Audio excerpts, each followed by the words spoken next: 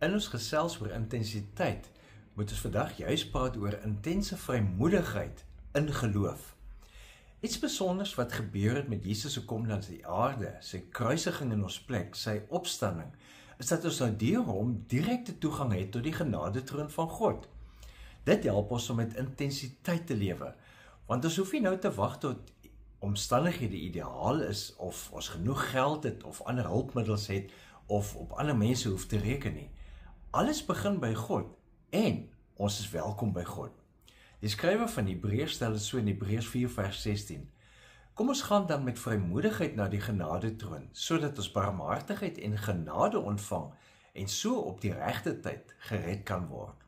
Dit beteken dat God se genade, God se barmhartigheid, is altyd beskikbaar. Dit beteken prakties dat God ons op die regte tyd help, en so word ons gered uit 'n situasie of 'n slegte verhouding. Die konteks van ons teks is juist dat Jesus as hoëpriester ons swakhede ken. Hy was op aarde, hy het daarmee medelee, en daarom kan ons na God gaan met intense vrymoedigheid in geloof. God nooi ons as dit ware om genade en hulp te kom haal. Ons hoef nie bang te wees om daarvoor te vra nie.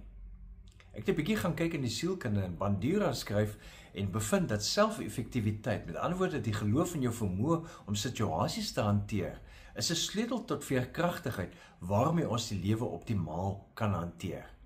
Maar hierdie selfeffektiwiteit, moet ons mooi verstaan, word geestelik gesproke versterk deurdat ons glo dat ons mag bid, dat ons tot God mag nader en dat ons kan glo dat ons gebed welkom is en so ontvang sal word.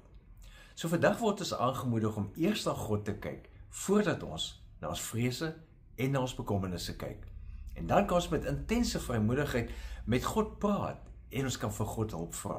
Die genadetroon wag op ons gebede, so ons kan ons bekommernisse, ons twyfel, ons hoop na God toe bring. God sal op die regte tyd help. Leef geïnspireerd.